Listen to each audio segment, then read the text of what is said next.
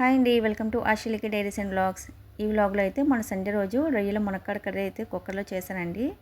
అదైతే ఇప్పుడు చూపిస్తున్నాను. నెక్స్ట్ నేను బిర్యానీ కూడా చేశానండి రొయ్యలతో. అది ఆల్రెడీ పోస్ట్ చేశాను, ఎవరైనా చూడకపోతే చూడండి. ఇప్పుడైతే రొయ్యలు నీట్గా వాష్ చేసుకుని ఒక పాన్లోకి తీసుకొని దాంట్లోకి ఉప్పు, కారం, నూనె వేసుకుని ఇలా వాటర్ అంతా పోయే వరకు అయితే మనం ఎగుర్చుకోవాలండి. అలా చేయడం వల్ల మనకి నీచు వాసన అనేది రాకుండా ఉంటుంది కర్రీకి. ఇంకా నెక్స్ట్ మనం ఇలా చేసుకున్న తర్వాత వీటిని ఒక డబ్బాలో స్టోర్ చేసుకుని ఫ్రిడ్జ్లో పెట్టుకుంటే మనకు ఒక 10 డేస్ వరకు కూడా అసలు పాడవ్వండి. మనం ఏమైనా కర్రీస్ చేసుకున్నప్పుడు సైడ్కి స్మెల్ కోసం అయితే వాడుకోవచ్చు.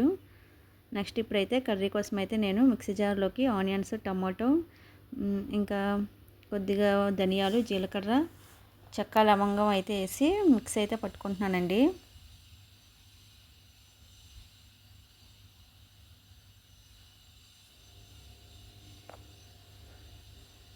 ఇప్పుడైతే మిక్సీ పట్టుకున్న తర్వాత కుక్కర్ తీసుకున్నాను. దీంట్లోకి ఆయిల్ యాడ్ చేసుకొని ఆయిల్ హీట్ అయిన తర్వాత ఈ ఆనియన్ పేస్ట్ని అయితే ఇందులోకి యాడ్ చేస్తున్నాను అండి.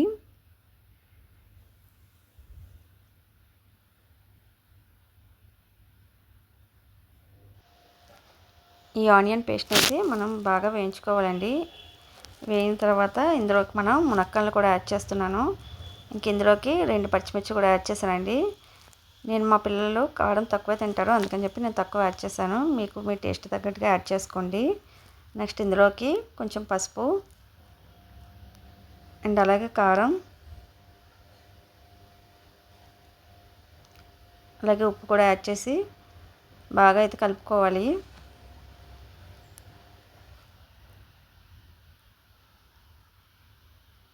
నెక్స్ట్ అలాగే ఇందులోకి కొంచెం అల్లం వెల్లుల్లి పేస్టు, అలాగే గరం మసాలా కూడా యాడ్ చేశానండి.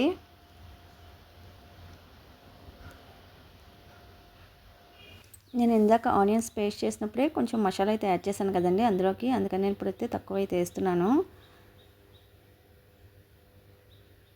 ఇప్పుడైతే బాగా కలుపుకొని ఒకసారి లిడ్ అయితే క్లోజ్ చేస్తున్నానండి. ఇందులోకి కొంచెం జీడిపప్పులు కూడా యాడ్ చేశాను. మునక్కాడ వేసాను కదండి, ఇప్పుడు జీడిపప్పు కూడా వేస్తే బాగుంటుందని చెప్పి మళ్ళీ జీడిపప్పులు కూడా యాడ్ చేశాను. ఇందాక కొద్దిగా వాటర్ అయితే వేసి మూత పెట్టానండి, ఆ క్లిప్ అయితే ఎక్కడో మిస్ అయింది. కాసేపు వాటర్ వేసి మగ్గించుకున్న తర్వాత ఇందులోకి రొయ్యలు అయితే యాడ్ చేస్తున్నాను.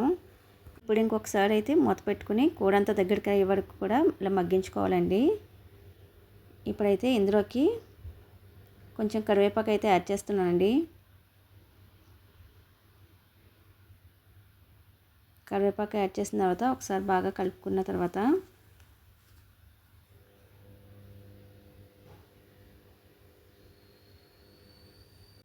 నెక్స్ట్ ఇందులోకి కొంచెం వాటర్ అయితే యాడ్ చేస్తున్నానండి.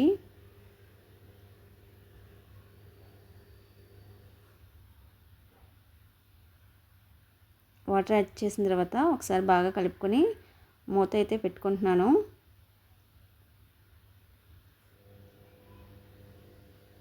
ఇలా మూత పెట్టుకున్న తర్వాత మనకి 2 విజిల్స్ వస్తే సరిపోతుందండి.